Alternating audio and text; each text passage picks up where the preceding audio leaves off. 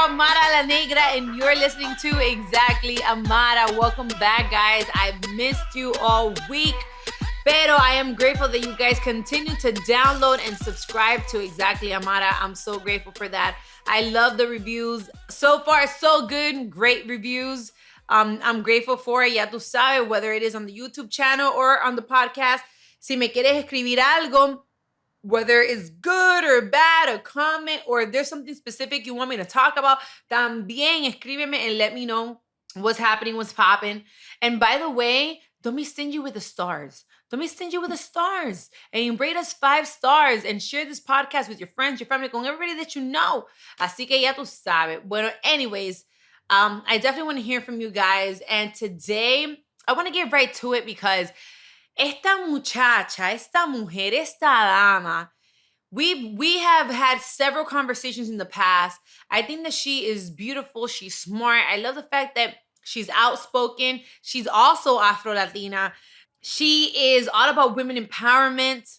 She supports more than a lot of people that have bigger platforms could. She's created a movement, a wave. I mean, she is everything. A lot of you guys, see, yo no la conocía ella como Catalina. Like, I didn't know her like that. But as soon as they told me, Amara, your guest today she's from Panama, es panameña, and she's the creator of Reggaeton Con La Gata, a multimedia platform dedicated to the history and evolution of reggaeton. Así que, mi gatica, ¿cómo tú estás? Welcome to Exactly Amara. Ay, mi amor, thank you for having me. Estoy muy bien. What an introduction. I feel that 10 times about you. I love you. Thank I'm so happy you. to be here. You know what time it Thank is. you. No, I'm super proud and honored to have you today on the show. I feel like I don't know why it hasn't happened yet, but one of my dreams, and I'm gonna put it out to the universe, Papá Dios, Amén, Padre Amado, que se me den este año somehow, even if it's at the end of the year. I need to figure out, you know what, I should write it down so I don't forget. But we need to do something where all the Afro Latinos, we really come together and do something annually, something where we continue to support, because I really hate when we start, well, I don't want to say when we started, but it's very few of us that use our platform and our voices not only to entertain but also to talk about real things that happen in our community and all those things. And you're one of those people that are very outspoken. No te da vergüenza decir, mira, está pasando esto en nuestra comunidad. No te da vergüenza decir, okay, we have to uplift más Afro Latinos or more Latinas overall. So, what inspires you to be so outspoken and vocal when it comes to the music industry and also the Afro Latino community? Thank you, dear. What can I say? I created my platform in college. I studied the industry. I studied racism in the industry. I had the honor of interviewing some greats. And the data was depressing. The data was tough, and it painted me a very clear picture of just how difficult it is to move in the Latin music industry, right? Moving in music is not easy in general. I know you know this. So you're like, hey, okay, if it's this hard, let me make a platform for myself to give myself a voice. And the way I move, just in general, both in front of and behind the camera, yo siempre digo una cosa, hay que dar los flores. I'm very serious about that. I'm all about giving people their flowers. I'm not a first, and I won't be the last. And the only way that we will move forward is if we give each other our credit, our flores, and a space to really be, because en verdad no hay. So I'm grateful that, the platform took off, que gente está en mí. Porque en verdad, if we don't see each other, who will? Most definitely. What inspired you specifically to do reggaeton? Because as como panameña, yo sé que reggaeton, it's a big part of the community, but there's so many different genres, right? Nosotros tenemos salsa, merengue, bachata, cumbia, punta, balada, like everything that you can think of. Why the reggaeton genre specifically? Reggaetón es mi gerencia. Yo soy americanita de ascendencia panameña y jamaiquina. right? Okay. They talk about the Jamaicans who immigrated to Panama to work in the canal. I'm like, you mean my grandfather? Right. The Panamanians who speak Patois and Spanish. I'm like, mi abuelo, mi mamá, mis tíos. Esa es mi experiencia. So it's like it's just parallel to the history of my family. And of course, I was raised in Boston. Shout out to Boston. We're a bunch of Banilejos. I was raised by Banilejo Dominicans. Shout out to mi pueblo de corazón, Bani. I'm in DR right now. I Oh, was raised shout by out, qué rico. Shout yes, out para todos también los están por dominicanos que allí. están conectados. You already know, gang, gang, DR. Yes, yes. I was raised by Dominicans and Boricuas, and no había como otra. It just stuck to me, you know. My mom, ella prefería mucho más yo tener fiesta de perreo en casa que yo estar allá afuera. So, A lot of I parents are became like that. yes. So I became gata by the person who was always throwing the house parties. And it just pretty much came naturally, like my love for reggaeton. Desde que yo nací, to be honest. Now here's something that has been debated for a very long time, right? So, yo sé que hay un debate, por ejemplo, entre Cuba y Puerto Rico. Los cubanos dicen que la salsa vino de Cuba, pero los puertorriqueños dicen que la salsa fue creada en Puerto Rico. The same thing I've heard with reggaeton. I don't know, clarify me. There's people that say que reggaeton es de Puerto Rico, but when you talk to like a legend like DJ Blast, he says que reggaeton, started in Panama, in Panama. Mhm. So I don't know. How do you feel about it? Since this is what you do. You know what? Both are right. This is the thing. Okay. So I say that reggaeton, right? Reggaeton, eso de Panama. And the Regueton, eso de Puerto Rico. Everybody gets their flowers. Al final, no hay reggaeton sin reggae, no matter how you spell it. Y Yeah. esa combinación, eso vino de Panamá, no puedes negarlo, right? In the 90s, Nando Boom was in the studio with Bobby Digital, with Sleepy Wonder, who were making that dembow pounder beat, that the beat that's el corazón del género, right? Un Mm-hmm. panameño estaba ahí dirigiendo creativamente, right? Right. So to say that it's not Panamanian, it's like it's literally incorrect. A Panamanian was there in the studio as a part of the process, right? Yeah. I think it gets sticky because in Latinidad, we like to stay close to like our nation, like our nationality. The idea of a dual nationality is like foreign, right? I'm not Panamanian, I'm Panamanian Jamaican. People hear that, Okay. they acknowledge it, but they still don't get it, you know? There's Right. like a subculture there. And so I get it in that when people say, oh, no fueron los panameños, fueron los jamaiquinos. It's like, well, yeah, but the Panamanians are the Jamaicans in this instance, you know?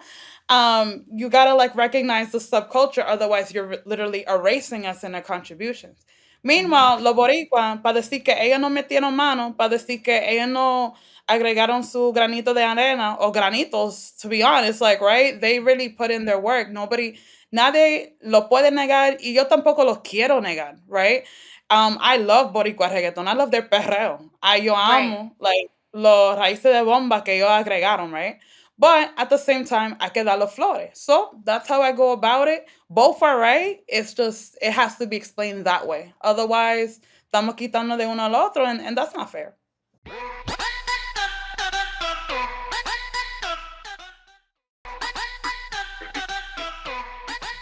Okay, I agree. I mean, I didn't know its history per se the way that you are describing it. Pero eso es lo importante about having these conversations because now it also makes me feel like I want to go over there and do my own research to find out, what it is. Um, Here you go, something else that I also have heard, and something else I want you to break down to me because there has always been like a Mhm. whitewashing when it comes to music. Now what's happening when it comes to reggaeton? You feel that this is currently happening? It's something that happened. I think that we are past reggaeton. I don't think what's being made right now could even be considered reggaeton. I think it's considered, I call it popeton. It's like pop reggaeton, like even to the Yeah. max. Because when the Colombians, cuando el reggaeton pisó a Colombia, literally, not my words, the words of Maluma, the words of J Balvin, ellos tenían la meta de entrar al estudio y crear reggaetón seco. ¿Qué es reggaetón seco? Okay. El reggaetón seco es el reggaetón sin el tumbao. Literally, they took off the timbales. They took off every African instrument from the music to make it something that's a little bit more pop. And Okay. people can do what they want, but vamos a hablar claro, vamos a decir las cosas como son. Esa tendencia pegó. And that's why a lot of the music we hear now, I don't hear el ranca can, raca can can. Eso no se escucha anymore. That's too Yeah. like quote unquote ghetto. Some people even have the cojones to No, tell or me. old So, school. yeah, which eso es lo más lindo que hay en mi humilde opinión. So with that said, yes, there's been a whitewashing. It was deliberate. It was intentional, both by way of the artist and also by way of the industry.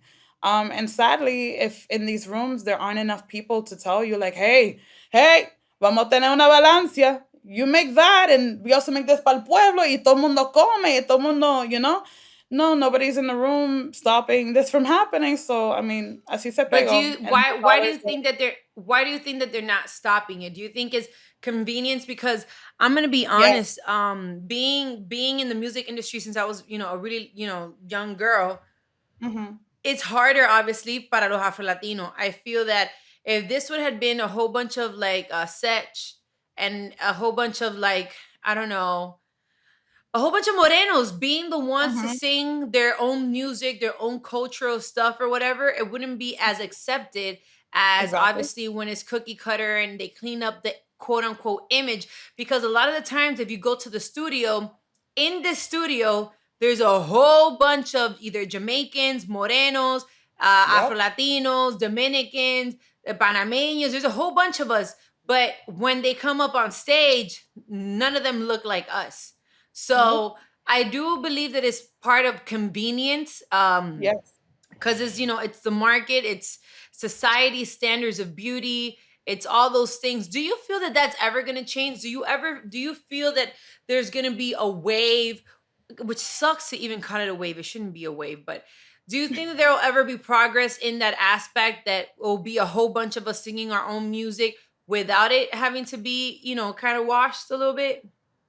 I'm trying so hard to not be like, yes, to everything you're saying, because literal, usted lo sabe, like you've been Yeah, around the block, you know this. yeah, Do I think there'll be a wave? This is the thing, and this is what makes it difficult, right? And it's what I was trying to like finish up with. I get it. Like, esto es un negocio. Esto no es para right. de que ir para un estudio y gastar tiempo. I'm in the studio now, so now ahora más yo lo entiendo. I'm like, this costs money. Yeah. Hay que hacer la cosa bien. Do you want to play the Uh-huh. game or not? Esa es la cosa.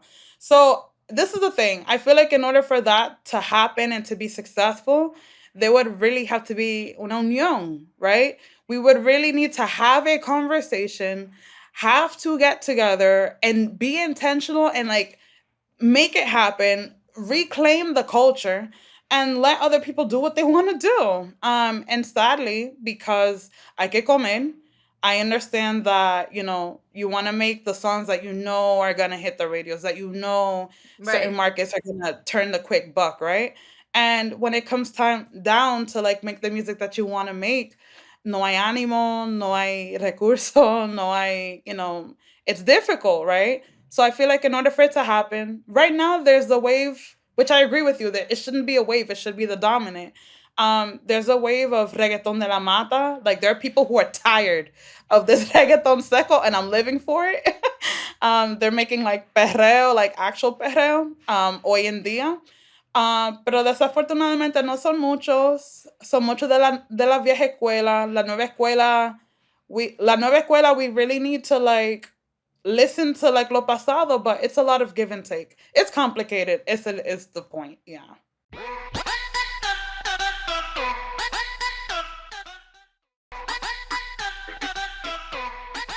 Do you feel that the same thing happens when it comes to cambiando un poquito el tema, because I know that que tú hablas un poquito de todo, pero I think que eso es igual de relevant and is as important, whether you're Afro Latino or just as a Latina at all in the reggaeton industry. How much harder is it, or how do you feel that as women we have evolved in reggaeton? Because back in the days, there were very few reggaetoneras. Obviously, one that still que todavía se mantiene muy firme es Evie, right?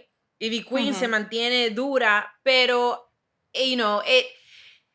it was kind of hard because cuando ella se metió en el género, to my understanding, we all admired her as women because she was one of the few. She also went there with a more masculine energy in order to Yes. be respected, in order to be, tú sabes, que ella pudiera hacer lo suyo. Now, obviously, she came out more feminine, and I feel that it almost affected her a little bit because people wanted to see that toughness in her. But then at the same time, now we see that las mujeres en el reggaetón are much more sexualized, are much more sexier. Y sí, el género ha cambiado. But when you listen to Karol G or Becky G or Nati Natasha, or you listen to the women that are now predominating, how do you feel that reggaeton has evolved and changed for women? I think you said it perfectly, Ivy Queen. So, la primera dama del género, hay que dar las flores a mi panameña, mi compatriota, la atrevida, Ruth Gown, who, she was a little bit on the, I'd say on the masculine side también, going the gira with El General, singing about women's autonomy and sexual agency in Mexico, Oh my donde God. no Now that you hacían said eso. general, we definitely, I feel that so many times we talk about reggaeton and we be leaving him out. Para He mí, left. bueno, de mis tiempos, right? Porque tampoco es que, I'm that much older, but he was like the first person I can think of that was singing reggaeton. What we Mhm, hear now as reggaeton, you play that music y es casi lo mismo.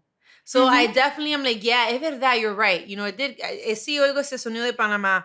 But ¿quién más? ¿Quién más de Panamá o que tú te acuerdas comenzó el género?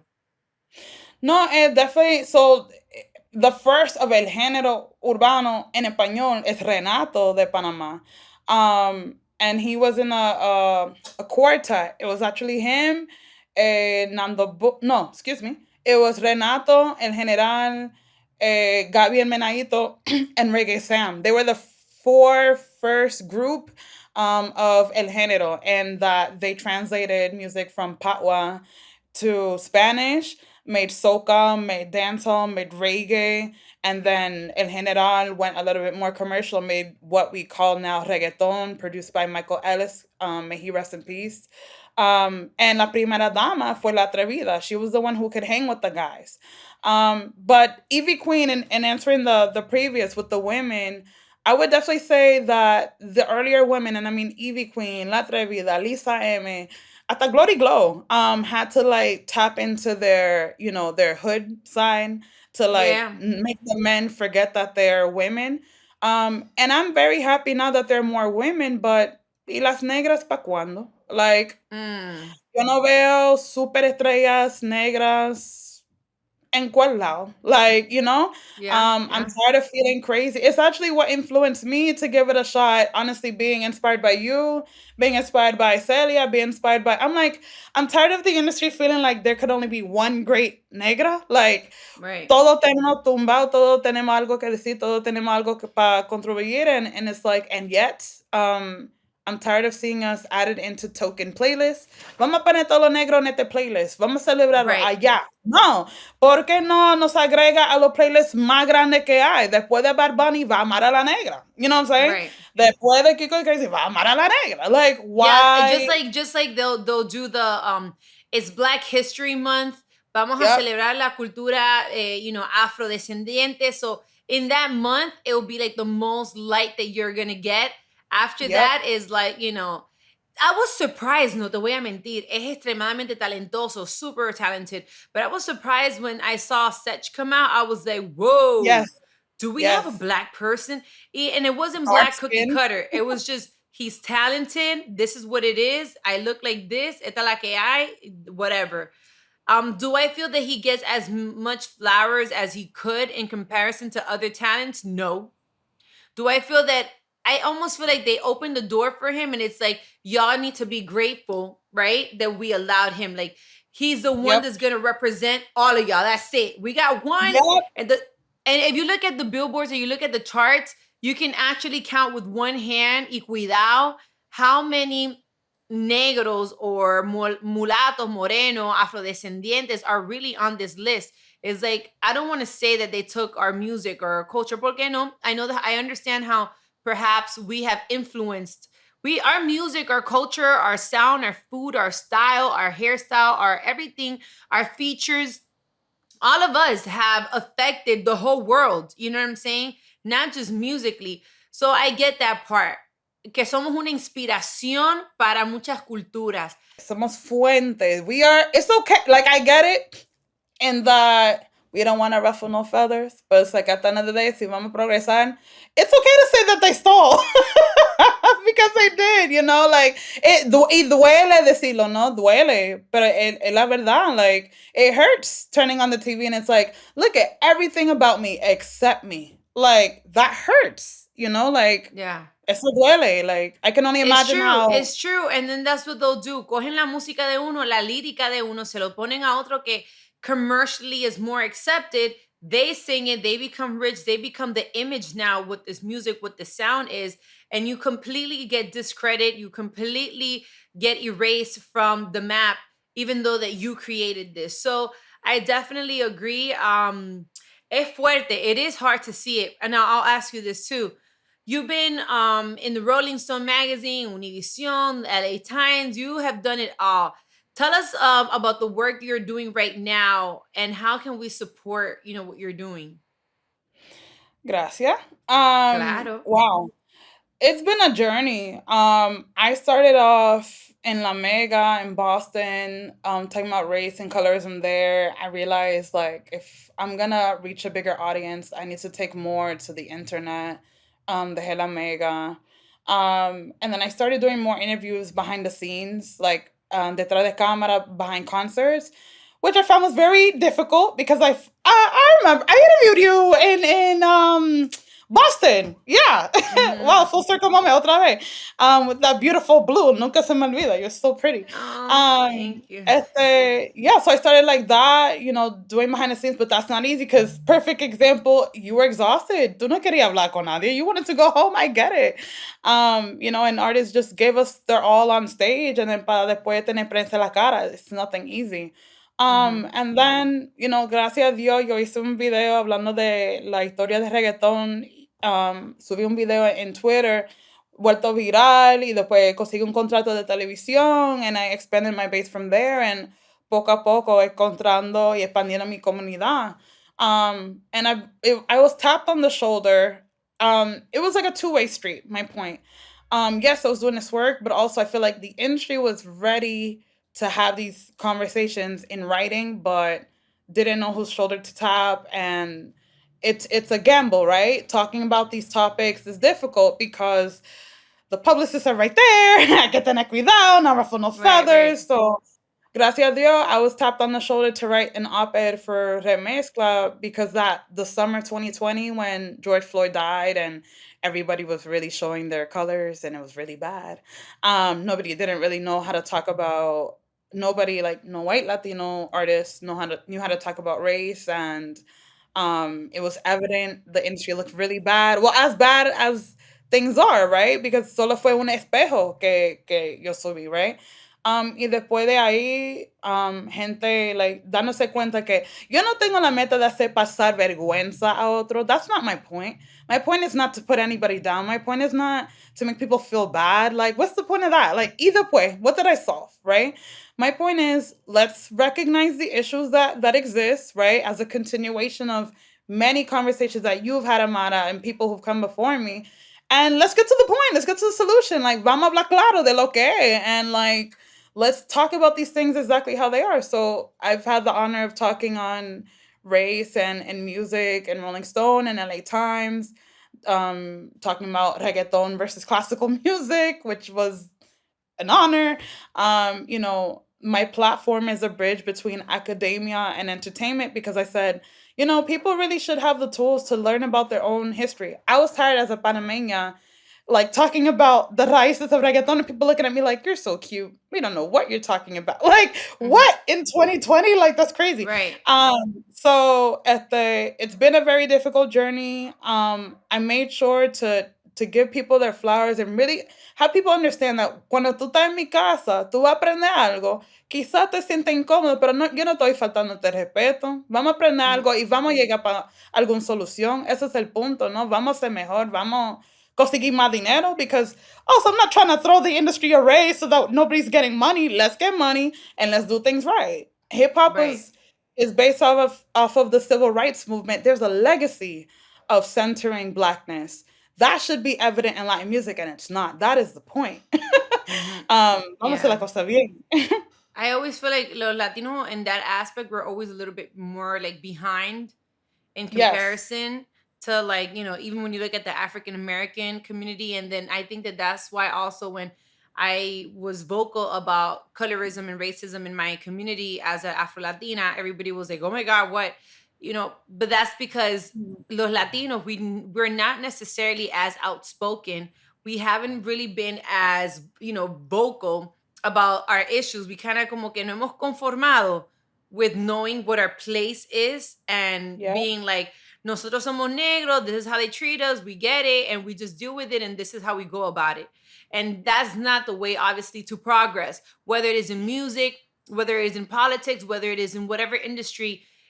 You have to be vocal about equality when it comes to that, right? But um, on a more positive light, Yes. what artists, are there any artists out there right now that you're like, estos artistas tienen mucho potencial, be out in the lookout, hay un sonido, hay algo por ahí?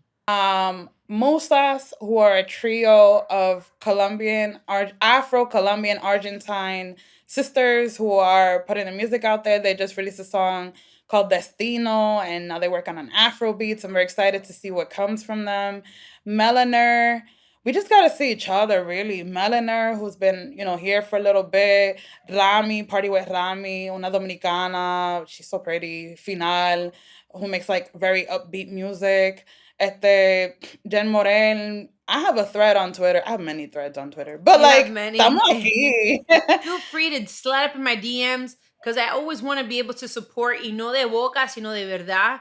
Si hay algunos artistas, especialmente si son afro-latinos, que you know that they have a wave, that they're doing good, if there's any way that I can at least post their music and support some way, somehow, I would love to be able to do that because it starts with us. It's like, yes, we hear Yes. about it, we know about it, but then what are you doing? Because a lot of times it's, we'll go support somebody that doesn't even know who we are, Hmm. and doesn't add necessarily any value to our community, but those that really do need us, we don't. So if there's anything that I can do, count me in.